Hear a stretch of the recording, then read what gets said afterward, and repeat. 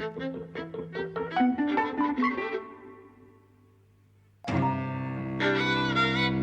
and welcome to Eavesdropping at the Movies. I'm Mike. And I'm Jose.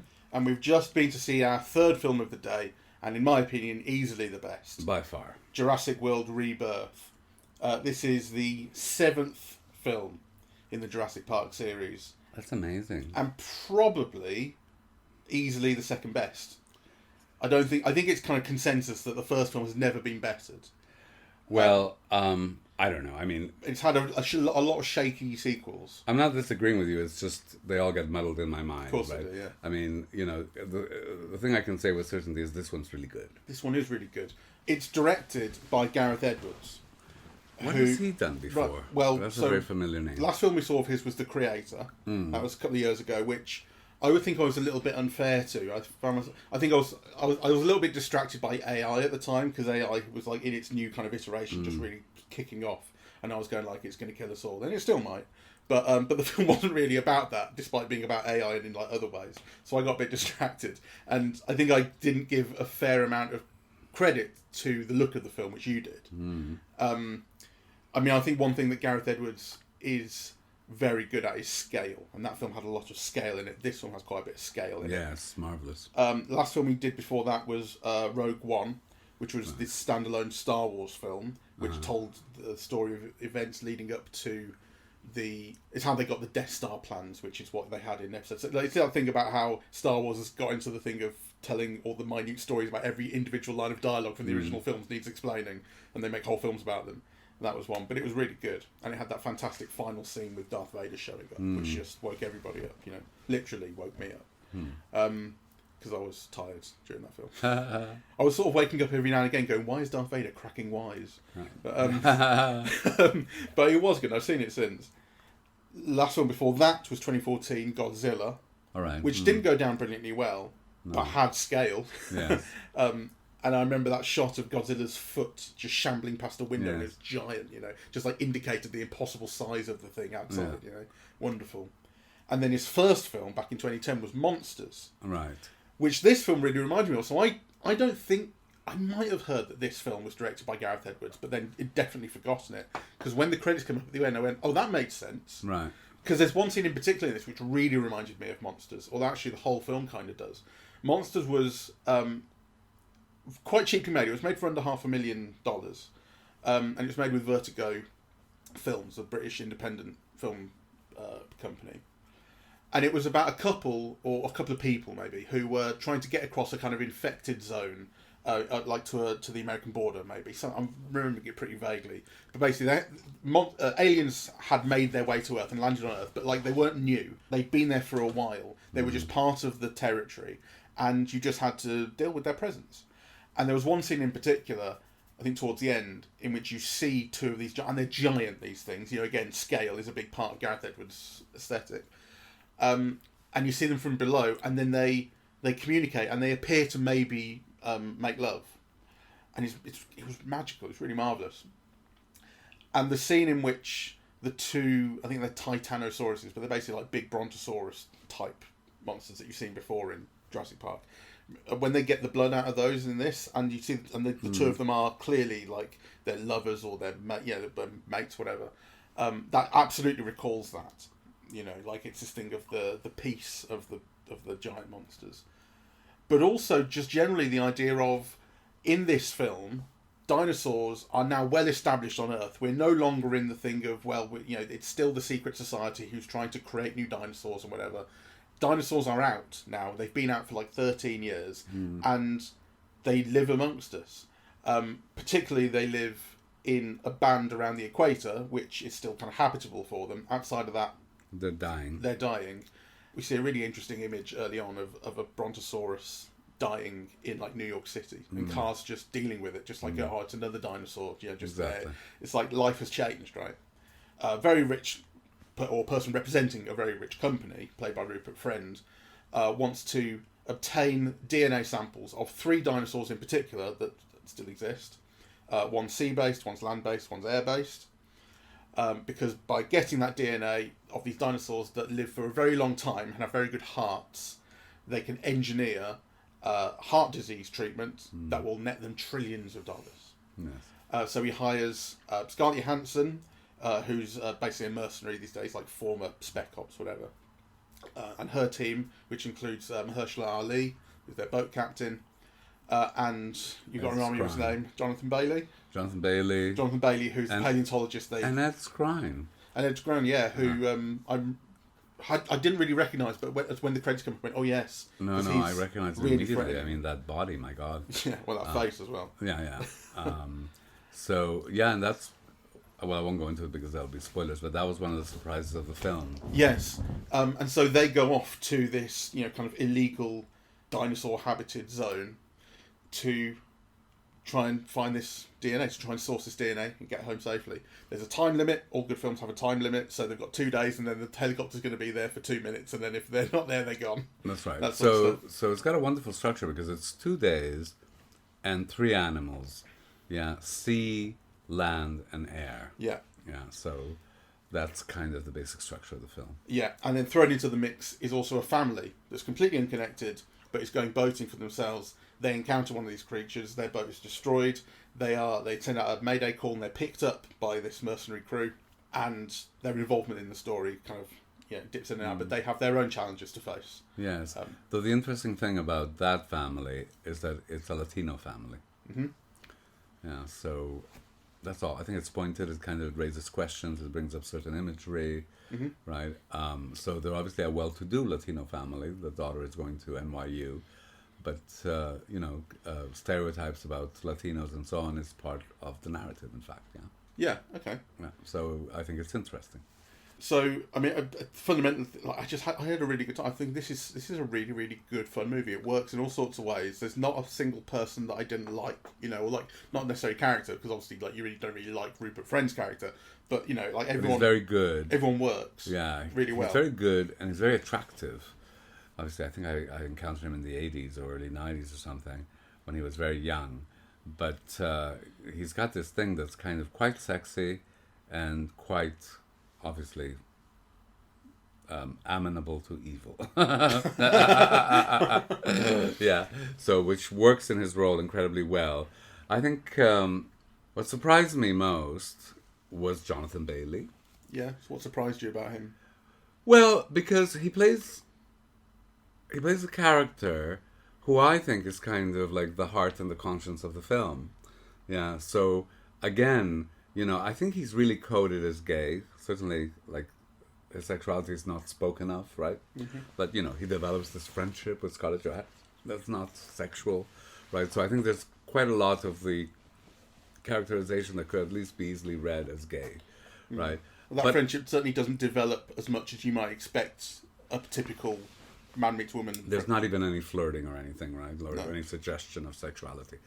So, but on the other hand, he is an action hero, and he does the action quite well, the leaping off the cliffs, and and he looks kind of like quite muscular and so on.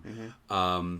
And he's the conscious of the film. Yeah, he kind of like posits another way of dealing with kind of this material and suggests it without kind of being bossy.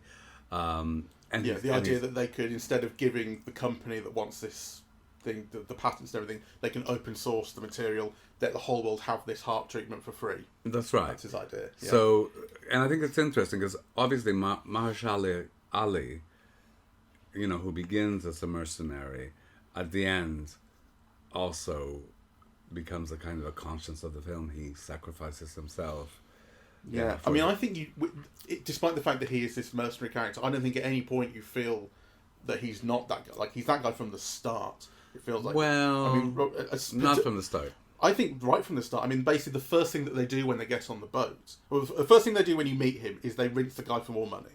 That's right. But the second thing they do, which is when they're on the boat, is hear the distress call, and he goes, "We're picking them up." And that's true. Boat. But the basis is the rinsing for the money. Yeah, but he's just a trillionaire. I mean, who cares? Well, actually, that's not true. You don't know. Rupert Friend is an employee. He's not the owner of the company or anything. But they're rinsing a company, not a guy. And I don't think there's a meaningful suggestion that his character evolves into someone who finally makes the right decision. Like, he's making the right decisions from the start. Okay, well, in a way that you kind of actually don't really believe of a mercenary. really. Well, I believe that he is a mercenary, and you're right that he begins to make the right calls, like from the beginning. But this idea of sacrificing himself is also tied to what happened to his daughter, which, I'm not sure what happened to his daughter. I'm not sure if he's appeared in some other film in the series or something. No, I don't think so. But, it's suggested that there's a connection there. And I think in some ways, he is posited as the conscience of the film. Absolutely. Yeah. But I think for me, it's kind of Jonathan Bailey who develops in that way and becomes one. Partly just through ease. Yeah. Well, I mean, I think it's both of them. And sure. The film totally has that, I mean, you were saying earlier about how nice it is to see in Superman someone who is just kind of morally driven. It doesn't have to be all the other things that it could be. He can just be someone who just wants to preserve life, and in that simple way that he does in the new Superman film. And I kind of think there's something similar here, which is it's nice to see people who are morally driven doing nice things, or the right things, or making the right decisions for the right reasons. I think what's also good on a more formal level is this is a film that had no awkward moments for me with actors, right? So, we talked about our other viewing today in F1, where there were things that, the actors were good, but the scene didn't work, or it felt stiff, or cliched, or, And actually, kind of, this is a film where everything flowed easily, and you believed all of it, and the banter was good, and the interrelationships were good, and it didn't feel overly sentimental, and you felt that the father's relationship to the daughter, his wishes for the daughter, his frustration with the other daughter, kind of all made sense, and there wasn't an off moment where. Yeah, absolutely agree. I'll skip past that one. Yeah, it's really well played. It's really well handled. And the action is marvelous, and I think one of the things, and wondrous, like there were moments, which I think so few films show us, of real wonder in the film, right? And not just present wonder, or pretend wonder, or that the filmmakers want the audience to experience wonder but don't succeed in achieving it. I mean, that whole scene with, I don't know what the animals were, but, the land animals with the really long tails, and the way that the tails seem to appear like snakes or something flowing that could be dangerous, but it's magical, and then you see like the size of the animals, and then you see more animals, and they're making love, and there's a real sense of the wonder of that moment, right? And that the characters experience, they look at it in wonder, but so does the audience. I think it's kind of beautifully realized imagery. Yeah, and it's actually interesting because that scene is so building on the beauty of the animal and the beauty of the moment that, I'm thinking she stood there with a gun to shoot this giant syringe at the thing that will suck its blood and eject. And I'm going, like, even that didn't manage to ruin that. Like, you could, because that could totally undercut it. We're here for a purpose and everything. But somehow it sold that, it got that through, Yes. There was something I want to bring up, and it's partially in relation to that scene, which is, and this is a kind of negative, which is as much as I enjoyed the film and as good as I thought basically all of it was, I think it references the original film far too heavily. I mean, it's a thing that you get these days. We talked earlier about, the kind of reboot culture these days, or reboot and like long-awaited sequel culture of the film from 20, 30, 40 years ago. That like the kids who watched it then are now the filmmakers, and they want to bring it back, and there's something to sell by updating this story. That's not what's going on here, because Jurassic Park has had continual sequels throughout the years. But it is at a point now where they are referring back, like Alien did the same thing. Again, it's had continual sequels, but the new one refers back to the original Alien in big, obvious ways. And this does it a lot with the original Jurassic Park. I wrote down a few moments. That's one of them, because that the music cue in particular, especially recalls seeing the Brontosaurus or Brachiosaurus, whichever one it was, for the first time. Getting out of the car and seeing the scale of the thing, and also then seeing the herd of them walking away, which is a later moment in the original film. There's the T-Rex attack on the dinghy here, in particular the bit where the dinghy's upside down and the girl's inside it, and the thing's attacking from the top, which is like it's got almost shots that are taken directly from the attack on the upside down car that the kids are in the original film. There's the raptor type creature. I think it might be an original monster, but the raptor type creature in the shop, which again exactly like the kitchen. She hides herself in the cupboard, in the fridge. That reference I got. And then there's some slightly lighter ones. So there's luring the dinosaur with the flare. I mean, he waves it, and the shot is composed in pretty much exactly the same way that he lures the T-Rex in the original film, the Ian Malcolm character. The severed arm, you know, like the one character, he's got the thing chained to his arm, and the arm gets bitten off, and we see a severed arm prop, exactly the same as we saw the severed arm prop. Or it doesn't appear in the same way, but we saw a severed arm prop of Samuel L. Jackson's character in the original film. So, like, you know the original film well enough. You remember these things. I mean, those things are so memorable. And none of them don't work here. Everything works. But I'm also thinking to myself, like, why are you just reminding me so much of the original film? Where is the originality? Where are the new ideas? And there are some. That structure, for instance, we talked about. There are ideas. But why the insistence on this referring back all the time? Well, I suppose because people love it. I thought what was new that I don't remember from other films, so I could be wrong, is the ocean scenes. Mm-hmm. You know, that is not something I associate with Jurassic Park. Well, certainly not the original. There was no ocean-based material. And that was, like, I think, really beautifully done. Yeah. You know, the kind of the animal attacking like a whale, but then there were other types of monsters, and then them not realizing what they could do. I also thought the film was very successful in tricking me, right? Like, you think, oh, that man's going to be eaten for sure, right? Yeah, and then they don't, right? Mm-hmm. Or it happens later. And some who you think will not be eaten, right, because of their marquee value do, right? So, yeah. What are you thinking about? Ed Screen? Yeah. You think he's got marquee value? Oh, for sure. I mean, I didn't know he was in it. But Well, that's true, and maybe his marquee value has dropped, right? Is he that big, really? Well, yeah, he starred in the reboot of RoboCop, didn't he? I don't remember that either. And also, what's that series with the car that Statham used to do? Transporter. The Transporter. He did the Transporter film. And, it feels a little bit low rent for marquee stuff. I mean, because I'd heard that Scarlett Johansson I'd heard Mahershala Ali was in this. Yeah. You know, the film was being sold on them. He's not kind of Tom Cruise level of fame, but he's headlined studio movies, right? Okay. So, I was surprised when he got eaten so quickly. I was going to say it wasn't a shock to me to see him die so early. I mean, I was interested to see this partially on the basis that, as I said, I think that basically every Jurassic Park sequel has been, at best, all right. You know, they mostly haven't been very good. To me, they're all really forgettable, to be honest. Like, they all mix together in my mind, really. But this one, the thing is that they continue to be successful. They continue to make these films. Well, kids love dinosaurs.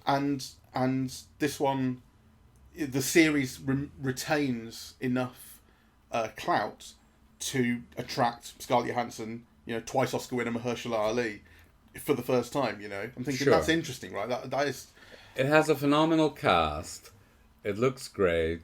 The action's pretty good.